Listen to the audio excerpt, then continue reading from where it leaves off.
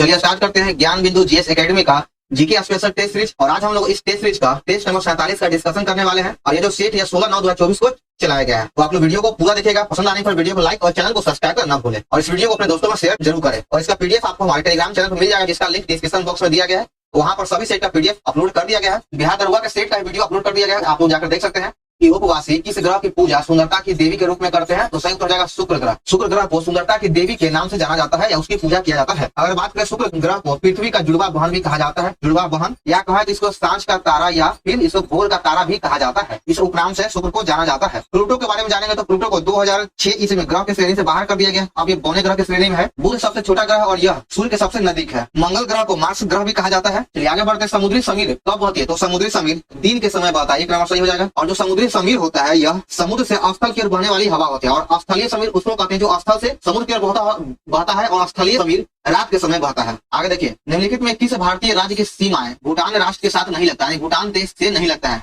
Option है सिक्किम, मेघालय, पश्चिम बंगाल या अरुणाचल प्रदेश। तो इसका सही उत्तर हो जाएगा ऑप्शन नंबर बी, मेघालय की सीमा या जो है यह भूटान के साथ नहीं लगता है। भूटान की सीमा भारतीय राज्य के साथ 699 किलोमीटर अपने सीमा साझा करता है भारत के साथ। और इसकी सीमा सिक्किम, अरुणाचल प्रदेश, पश्चिम बंगाल और साथ ही साथ असम के साथ लगता है। ये 4 देशों के साथ इसकी सीमा लगता है। निम्नलिखित में किस नगर को बुनकरों का नगर कहा जाता है? पानीपत को बुनकरों का नगर कहा जाता है। 4 नंबर सही हो जाएगा। ऊपर में एक चीज और देख लीजिएगा कि ये भूटान की बात अगर आया है तो भूटान में भारत के द्वारा चूखा और ताला 2 जल विद्युत परियोजना भी चलाया जा रहा है। तो इन दोनों को भी याद रखिएगा। आगे 5 नंबर की नेलांग घाटी किस राज्य में स्थित है? नेलांग घाटी उत्तराखंड राज्य में है। 4 नंबर सही है। भारत की निम्नलिखित नदियों में कौन सी दामोदर नदी के सहायक नदी नहीं है? यानी चारों ऑप्शन में से कौन है जो दामोदर का सहायक नहीं है? तो सही उत्तर हो जाएगा ऑप्शन नंबर बी, इंद्रावती नदी। इंद्रावती दामोदर की सहायक नदी नहीं है। यह जो है यह गोदावरी की सहायक नदी है। तवांग हिल स्टेशन किस राज्य में स्थित है? तवांग हिल स्टेशन यह अरुणाचल प्रदेश में है। ऑप्शन सी बिल्कुल सही हो जाएगा। और तवांग और एक और पूछता रियांग, तवांग और रियांग ये दोनों अरुणाचल प्रदेश में है। अगर असम की बात करें तो यहाँ पर मिकी और रेगमा नामक 2 पहाड़ी श्रेणी पाया जाता है या जनजाति कह सकते हैं। आगे बात करते हैं मेघालय में। तो मेघालय में गारो, खासी, जयंतिया नामक पहाड़ी पाई जाती है या फिर उसी के नाम पे वहाँ पे जनजाति भी है। चलिए आगे बढ़ते हैं। भारतीय सहायता से निर्मित चूखा जल विद्युत परियोजना कहाँ स्थित है?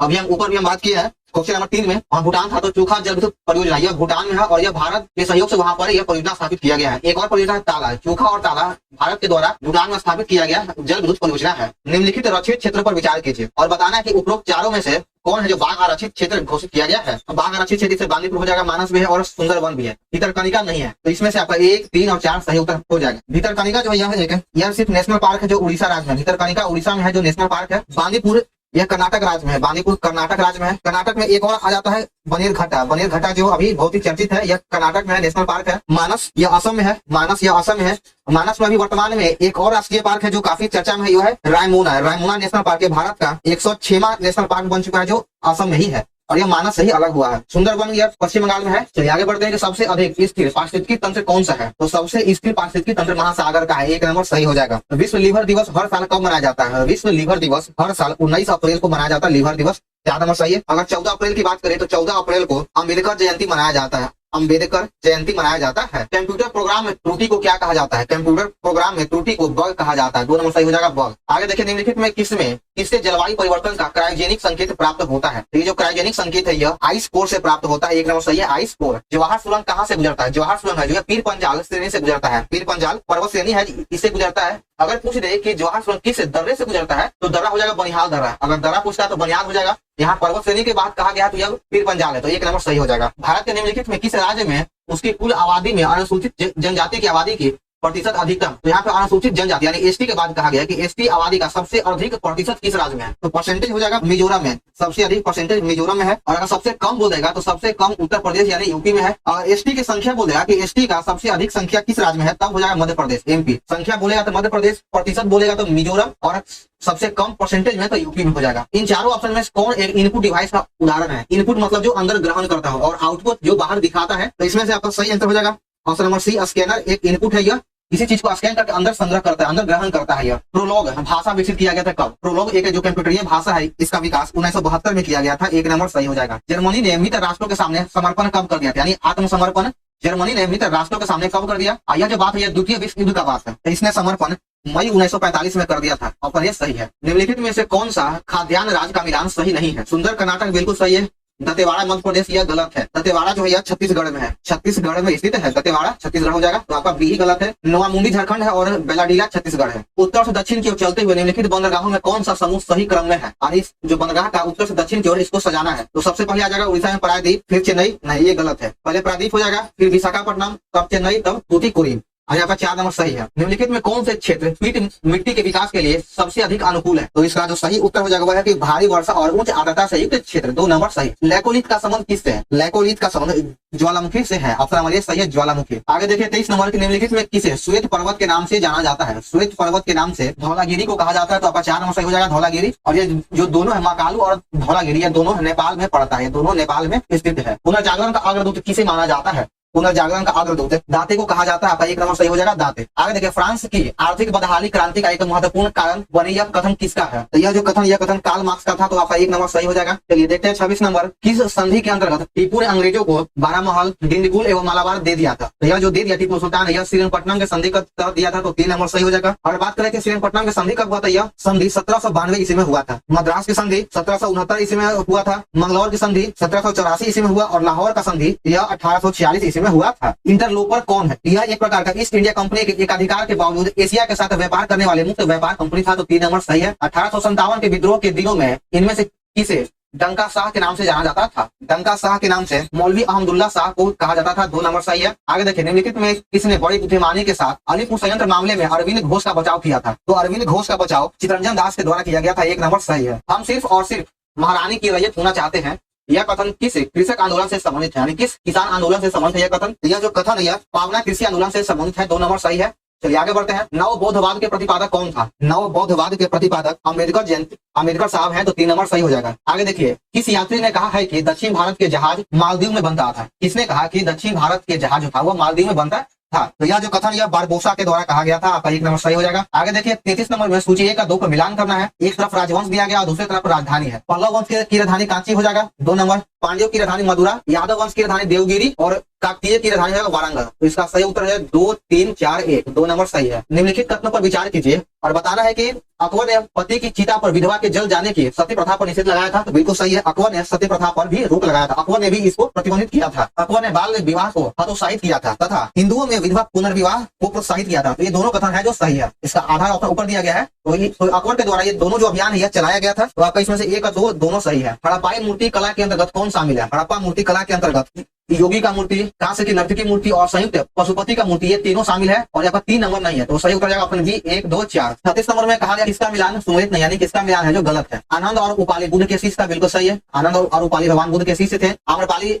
बुद्ध की शिष्या थी। सुजाता कठिन तपस्या के उपरांत बुद्ध को भोजन कराने वाली जो महिला थी या कन्या थी उसका नाम सुजाता था। राहुल बुद्ध के चचेरा भाई था। बिल्कुल गलत है। राहुल था वो बुद्ध का बेटा था, इसलिए 4 नंबर गलत है। इस राजा को उसके एक अभिलेख में कविराज कहा गया है। तो कविराज परमार राजा भोज को कहा गया। 2 नंबर सही है। कुतुबुद्दीन ऐबक को किस उपनाम से जाना जाता है? कुतुबुद्दीन ऐबक को लाख बख्श यानी लाखों का दान देने वाला और कुरान खां कहा जाता है। आपका 1 नंबर सही हो जाएगा। 1 और 2 दोनों। किस यात्री ने कहा कि दक्षिण भारत के जहाज मालदीव में बनते हैं? देखिए क्वेश्चन रिपीट हो चुका है। तो इसका सही उत्तर ऑप्शन नंबर 1 बारबोसा। निम्नलिखित में किसने सर्वप्रथम बायोडाइवर्सिटी शब्द का उपयोग किया था? बायोडाइवर्सिटी शब्द का उपयोग सर्वप्रथम वाल्टर जी रोसेन के द्वारा किया गया है। 3 नंबर सही है। आगे देखिए 1924 का बंगाल का तारकेश्वर आंदोलन इनमें से किसके विरुद्ध था? तो जो तारकेश्वर आंदोलन था यह मंदिरों में भ्रष्टाचार के खिलाफ था। ऑप्शन नंबर ए सही है। और तारकेश्वर आंदोलन बंगाल में हुआ था 1924 ईस्वी में। स्वतंत्र भारत के पहला मंत्रिमंडल का गठन 1947 में किया गया और इसमें कौन सा जो मिलान है वो गलत है? जॉन मथाई उद्योग और आपूर्ति मंत्री बिल्कुल गलत है। पहला ही जो मिलान है आपका गलत है। जॉन मथाई जो थे इन्हें रेलवे एवं परिवहन मंत्रालय दिया गया था। रेलवे और परिवहन मंत्रालय दिया गया था। डॉक्टर अब्दुल कलाम आजाद को शिक्षा मंत्रालय दिया गया।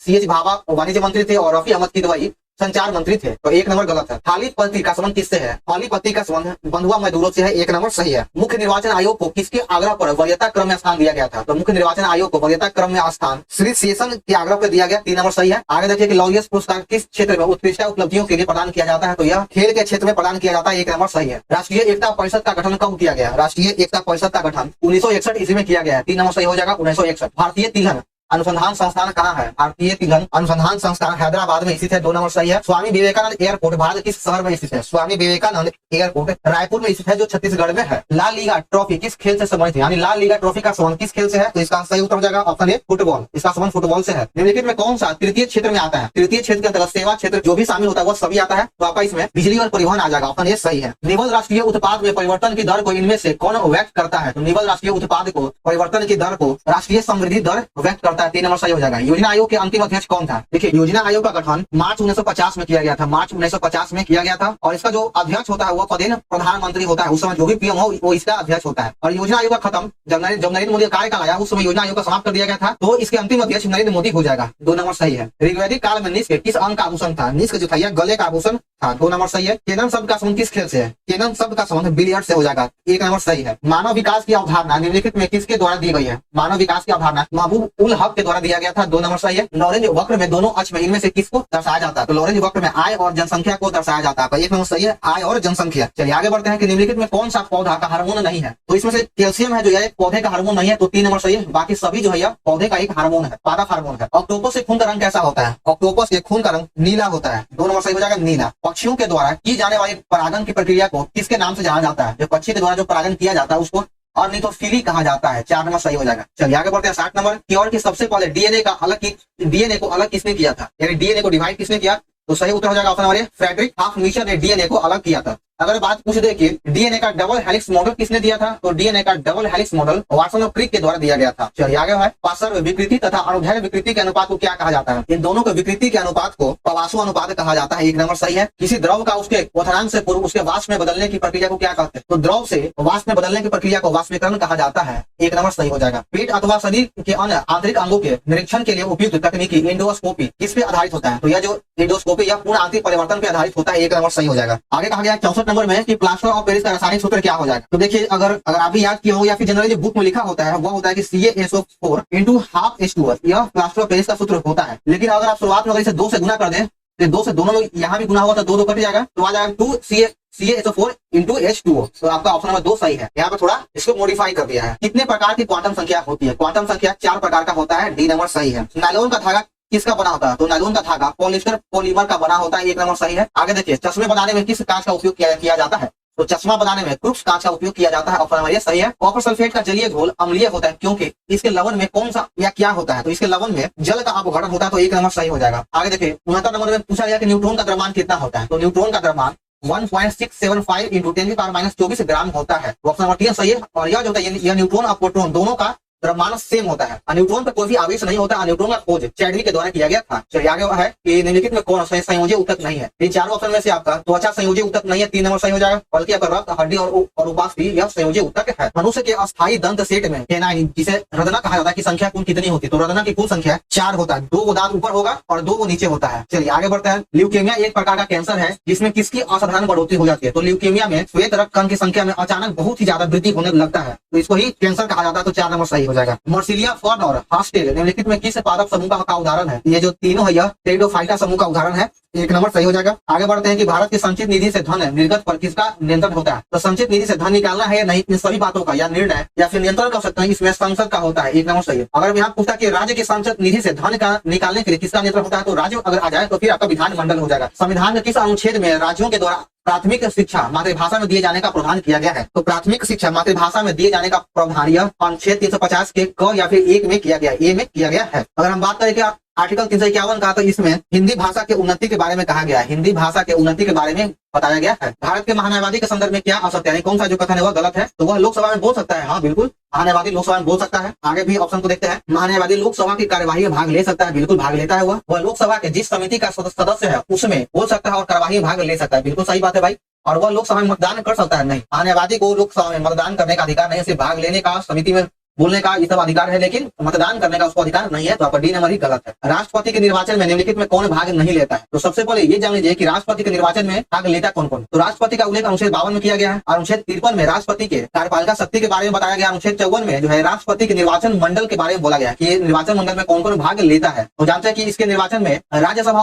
और लोकसभा के निर्वाचित सदस्य भाग लेता है और वहीं सभी राज्यों के विधानसभा के निर्वाचित सदस्य भी भाग लेता है, और दिल्ली, पुदुचेरी और चंडीगढ़ के विधानसभा के निर्वाचित सदस्य भाग लेता है। और ये सब भाग लेता है तो भाग कौन नहीं लेगा, तो जो है लोकसभा के गैर निर्वाचित सदस्य जो मनोनीत होता है वह भाग नहीं लेता। तो आपका 3 नंबर सही है। चलिए आगे है कि मौलिक अधिकारों को लागू करने के लिए रीट जारी की जाती है किसके द्वारा। तो मौलिक अधिकार को लागू करने के लिए उच्चतम न्यायालय के द्वारा रीट जारी किया जाता है, और ये जो रीट जारी किया जाता है यह अनुच्छेद 32 के तहत किया जाता है। अगर बात कर ले कि उच्च न्यायालय के द्वारा रीट किस अनुच्छेद में जारी किया जाएगा, किस अनुच्छेद के तहत, तो हो जाएगा 226। तो वॉशिंग मशीन का कार्यकारी सिद्धांत क्या है, वॉशिंग मशीन का कार्यकारी सिद्धांत अब केंद्र है। 3 नंबर सही है। सरल लोलक एक दोलक पूरा करने में जितना समय लगता है उस सरल लोलक को क्या कहते हैं, उसको आवर्तकाल कहा जाता है। 3 नंबर सही है, आवर्तकाल। जब प्रकाश जल से ऑलिव ऑयल में गुजरता है तो किरणें क्या होती है, तो किरण जो हो जाएगा वह अविलंब की ओर मुड़ जाए, क्योंकि यह विरल माध्यम से सघन माध्यम की ओर जा रहा है। भारत के संविधान की 11वीं अनुसूची में कितने विषय को शामिल किया गया है, तो सबसे पहले ये देखते हैं कि 11वीं अनुसूची में किसका उल्लेख है। तो 11वीं अनुसूची में पंचायती राज का उल्लेख किया गया। पंचायती राज का विषय में बारे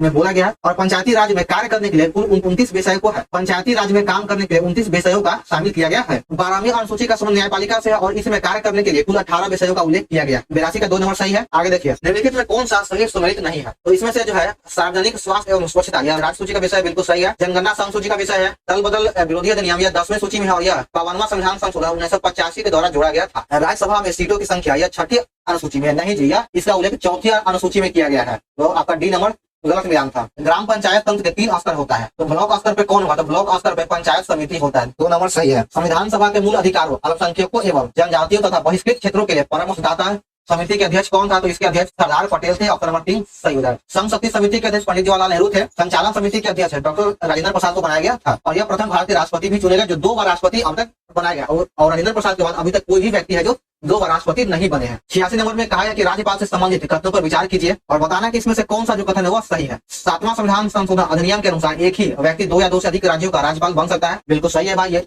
इसका उल्लेख 7वां संविधान संशोधन के द्वारा किया गया था। राज्यपाल पद पर नियुक्त होने के लिए राज्य विधानसभा के सदस्य चुने जाने की योग्यता रखता है, बिल्कुल नहीं, यह योग्यता नहीं रखता है। अनुच्छेद 213 के तहत राज्यपाल अध्यादेश जारी कर सकता है, बिल्कुल हाँ, यह अध्यादेश जारी कर सकता है। तो दोनों आपका सही हो जाएगा। निम्नलिखित में किस अधिनियम के द्वारा संवैधानिक निरंकुशता का सिद्धांत प्रवृत्त किया गया है। संवैधानिक निरंकुशता का सिद्धांत 1935 का भारत सरकार अधिनियम के द्वारा यह स्थापित किया गया। 3 नंबर सही है। बिहार राज्य का क्षेत्रफल भारत के क्षेत्रफल का कितना प्रतिशत है, तो बिहार राज्य का क्षेत्रफल भारत के क्षेत्रफल का 2.86% है। 1 नंबर सही है। आगे देखिए कि बिहार में किसान आंदोलन का प्रमुख कारण क्या था, तो बिहार में किसान आंदोलन का प्रमुख कारण जमींदारी उन्मूलन और गैर कानूनी वसूली, काश्तकारों की बेदखल जमीन की वापसी, यही इसका कारण था। तो 3 नंबर सही हो जाएगा। बिहार विधानसभा में आरक्षित सीटों की संख्या कितनी है, बिहार विधानसभा में आरक्षित सीटों की संख्या 40 है। ऑप्शन नंबर 2 सही हो जाएगा। और बिहार की लोकसभा सीटों की संख्या, लोकसभा में सीटों की संख्या भी 40 है। राज्यसभा की सीटों की संख्या 16 है, और विधानसभा में सीटों की संख्या 243 है। नए संसद भवन में कार्यवाही का पहला दिन कब आयोजित किया गया था, तो जो पहला जो हमारा नया संसद भवन बना है उसका पहला कार्यवाही 19 सितंबर 2023 को हुआ था। 4 नंबर सही है। किस कलाकार की पेंटिंग द स्टोरी टेलर किसी भारतीय कलाकार की अब तक की सबसे महंगी कृति है, यह किसके द्वारा बनाया गया था, यह जो है अमृता शेरगिल के द्वारा तैयार किया गया। 3 नंबर सही हो जाएगा। निम्नलिखित में कौन है सितार के साथ संबंधित नहीं है, तो ये कौन है जो जिसका संबंध सितार वादक से नहीं है, तो सही उत्तर हो जाएगा ऑप्शन नंबर सी उस्ताद अलाउद्दीन खान। आगे देखिए 94 नंबर, ये भी बहुत इंपॉर्टेंट प्रश्न है कि लोकसभा में महिला आरक्षण बिल नारी शक्ति वंदना अधिनियम जो 128वां संविधान संशोधन विधेयक के द्वारा पेश किया गया था, यह किसने पेश किया, तो यह जो है यह अर्जुन मेघवाल के द्वारा पेश किया गया था। ऑप्शन नंबर 1 सही है। और यह इंपॉर्टेंट इसलिए है, यह जो विधेयक था यह नए संसद भवन में जो पहला जो विधेयक पेश किया गया वह था नारी शक्ति वंदना अधिनियम ही था, और यह 128वां संविधान संशोधन विधेयक है, और इसको अर्जुन मेघवाल के द्वारा पेश किया गया है। बिम्स्टेक का मुख्यालय कहाँ है, तो बिम्स्टेक का मुख्यालय ढाका में स्थित है। 1 नंबर सही है। JPEG का विस्तार रूप क्या होता है, इसका फुल फॉर्म क्या होता है, इसका फुल फॉर्म है joint photography expert group. 1 number सही है। बिहार का प्रथम गैर कांग्रेसी मुख्यमंत्री कौन थे, तो बिहार का प्रथम गैर कांग्रेसी मुख्यमंत्री महामाया प्रसाद सिन्हा को बनी थी। तो 2 नंबर सही है। आगे बढ़ते हैं 98 नंबर में कहा गया कि भारत में समुद्री गाय किसके बायो रिजर्व क्षेत्र में पाई जाती है, तो इसका सही उत्तर हो जाएगा ऑप्शन नंबर ए मन्नार की खाड़ी। आगे 99 नंबर की रिजर्व बैंक ऑफ इंडिया कब तक पाकिस्तान का केंद्रीय बैंक रहा, तो reserve bank of India Pakistan का जुलाई 1948 तक केंद्रीय बैंक रहा या केंद्रीय बैंक के रूप में काम किया। तो 4 नंबर सही है। बरमूडा ट्रायंगल का विस्तार निम्नलिखित में कहा नहीं है, बरमूडा ट्रायंगल का विस्तार बहामास में नहीं है, तो ऑप्शन नंबर 3 सही है बहामास। तो चलिए दोस्तों, हमारे यहाँ पर सेट नंबर 47 समाप्त होता है। अगर कहीं कुछ मिस्टेक हो गया हो आप लोग कमेंट जरूर कीजिएगा, और वीडियो को पसंद आए तो वीडियो को लाइक कर दीजिए और चैनल को सब्सक्राइब करना ना भूलो, और इस वीडियो को अपने दोस्तों अपने ग्रुप में शेयर जरूर करें। तो चलिए मिलते हैं फिर हम लोग नेक्स्ट वीडियो में।